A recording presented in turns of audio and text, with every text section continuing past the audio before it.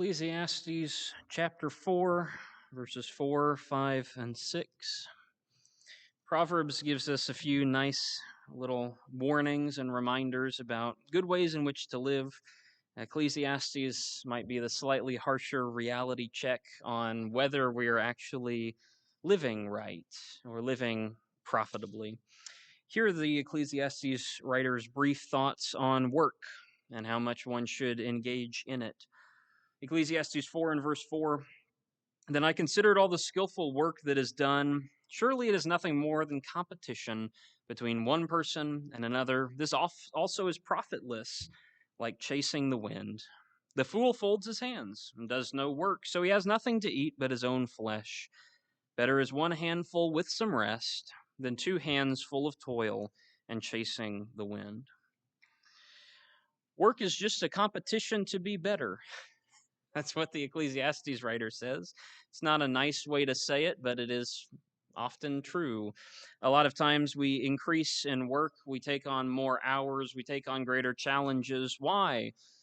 Because I just want to be better than the other person, better than my neighbor, better than that coworker, better than my rival, best in the company, best in my field, or whatever it is. And we get so caught up in working that we don't think about why we're doing it. Of course, some people come to that realization and they have some different responses. You can get lazy.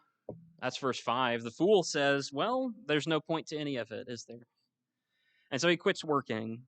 And you don't do anything, or you do very, very little, and so you lose everything because you don't have enough to even provide for yourself. At the end of the day, when you stop working, when you stop being diligent, all you have left is your own self. And so you consume that to stay alive.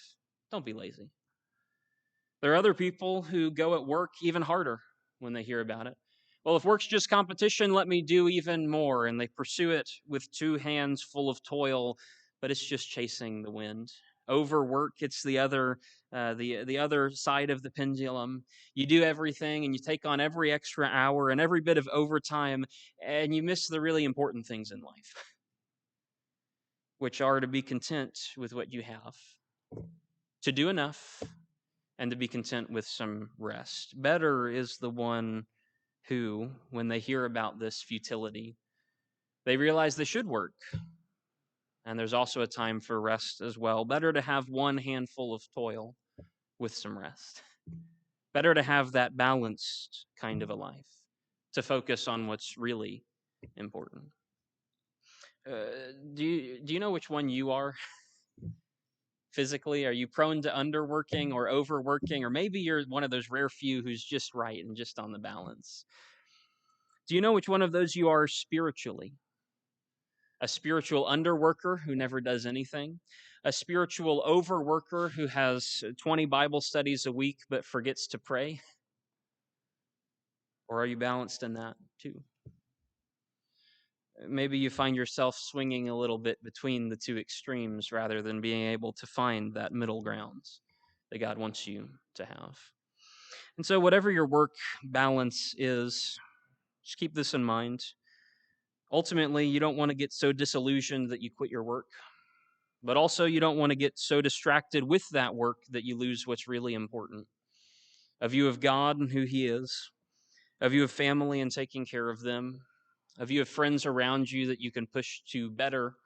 They can better you and you can better them. So whatever your life looks like, I don't know where you are in that balance, but you need to find your way to the middle so that you have ample time to work and to rest and remember God. Work here in the moment. Work is good. Too much work may not be. Be diligent, but most of all, work for the Lord because He's the best employer you're going to have. If there's anything we can do to help you to balance your life a little bit better, then just let me know. I'd love to talk. I'll be standing right here as we all stand and sing this song together.